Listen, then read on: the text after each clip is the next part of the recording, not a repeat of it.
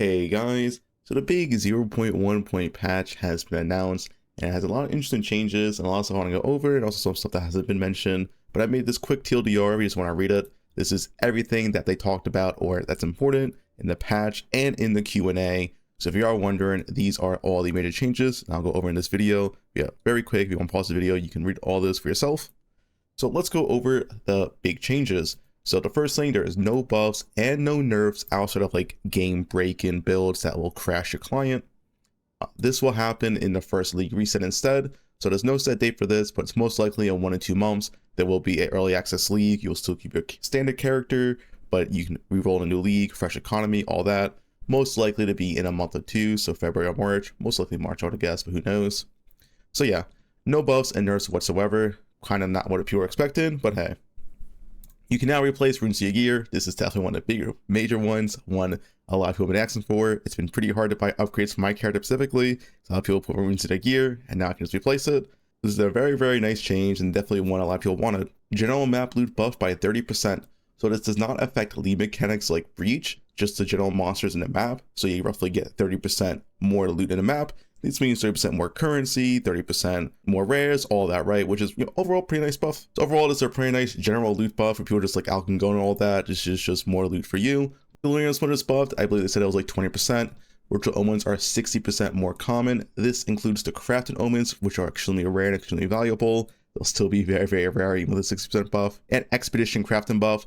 They didn't go over what exactly the expedition crafting buff was, but they did say it will be a lot better now, so we'll just wait and see. This is a very nice buff for these league mechanics because Breach was vastly overshadowing most league mechanics, especially like Expedition and Delirium, which kind of similar Breach. Ritual was kind of good, but now it's even better, so very nice buffs here. They're not nerfing Breach as well, by the way, so it's just straight up buffs across the board for league mechanics, very nice to see.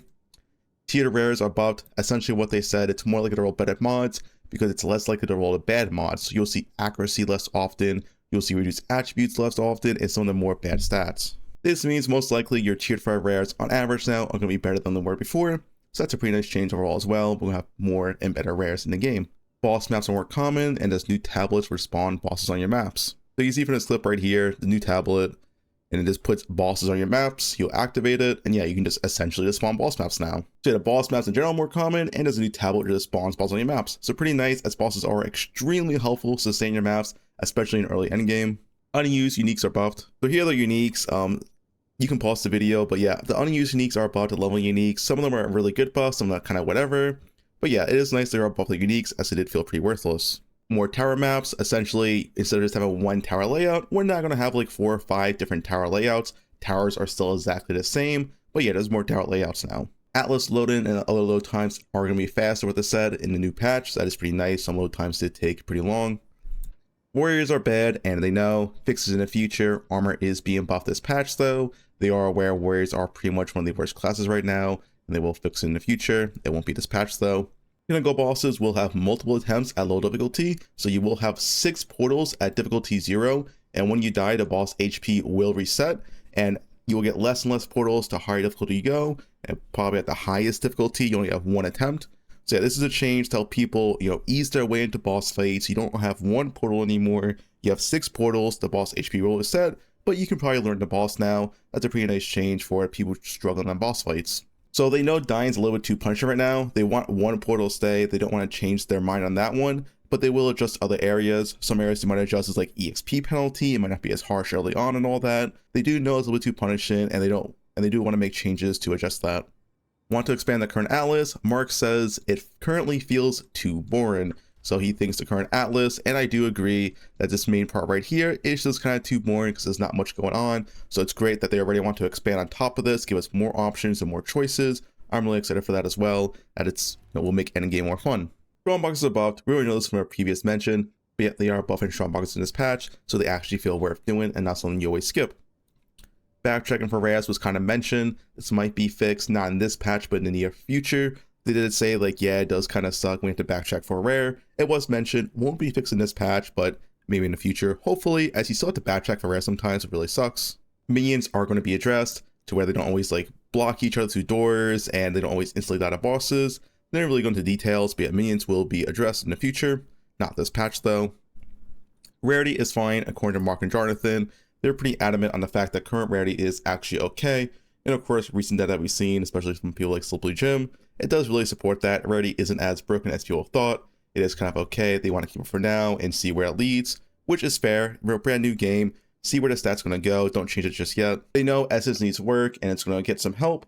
Not sure if it's going to be this patch, but it either will be this patch or the next major patch. But yeah, they do know Essence does need some help, and crafting as well. The map tab is coming. It'll be released as soon as it's ready. So maybe not the immediate patch right now, but maybe like a week after. They are working on it. It's very close to being done. So thankfully, the map stash tab is coming. Monsters effects stop when they die. This will reduce some on death effects. So it's not really on death effect, but some monsters have like this AoE they cast as soon as you kill them. And this AoE stayed on the ground before. In the new patch, the AoE will go away. So you might have died to this plenty of times. It's like the circles you leave on the ground. So yeah, this is very nice. It wasn't really an on death effect, but it kind of felt like it because the monster would be dead and the AoE would still go off and this had a high chance to kill you. And this is going away. So this is pretty nice. They're also vastly increasing the visual effects of on death effects, so they're a lot more easier to see. So you'll be less likely to actually die in them. And also something I forgot to mention here as well, on top of this, they are nerfing monsters and some bosses across the board. Some of the monsters that like off screen to you, some of the AoE overlap monsters. So the game will be easier in that sense. You'll be less likely to die in this new patch, which is very nice. The game will feel more fair. And the last change that's important at least is the Citadel map beacon. You can finally see your citadels in the fog. So as an example, this is what they show. That's a Citadel right there with the little light showing up.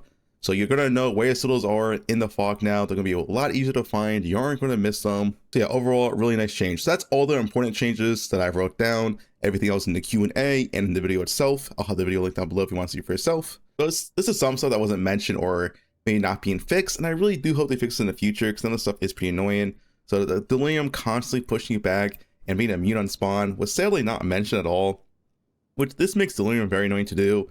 Anyone who has played delirium knows about this. I'm surprised it wasn't mentioned at all. But yeah, maybe it's fixed in the patch. Maybe they do know about it. Yeah, it was not mentioned. Sadly, there's still no fix for bad layouts. Augury is still Augury, so Augury will still have the levers. The only thing difference here is that you'll be able to roll out of the levers, which is, nice, but there's no reason why we should have to use levers in the first place. So yeah, unfortunately, the bad layouts still exist. They are increasing the monster density of general layouts and stuff like Valve Factory, but it's still going to feel better to run these maps, and hopefully they are vastly improved upon in the future. Towers are still bad. Even though they are in more tower layouts, it doesn't really fix the core issues of towers. Having to collect all the towers first and complete all the bad maps before using any tablets, and then having to do your fun maps. Unfortunately, towers are still going to be feeling a chore in the end game. They really aren't that fixed. This is pretty disappointing for me. I was hoping for a better tower fix, but we'll have to wait for maybe like the first league reset for that. And the last change that wasn't mentioned that I was hoping to be mentioned was the Reforged bench is still slow. So in Path of Exile 1, if you're a new PvE2 player, we can easily 3-to-1 with the vendor, which was extremely quick. And Path of Exile 2, the only way you can 3-to-1 is by putting in like your stills, your rares, whatever it is, Reforged, and you gotta do one at a time. Click it out, and it's just so slow. And in Path of Exile 1, all you would have to do is like put in everything in the vendor, 3-to-1, and that's it. It's extremely fast. It's way faster than Path of Exile 2. I'm not really sure why we have this like very slow one click at a time Reforged bench. It feels pretty bad. I really hope they do change it in the future. And once again, unfortunately, it was not mentioned in the Q&A. But yeah, that is the last change. I am kind of sad they didn't mention because it is really annoying to like 3-to-1 your rares, 3-to-1 your tablets because it's really slow. But oh well. Anyway, that was the patch TLDR. Let me know what you think down below. But yeah, that's about it.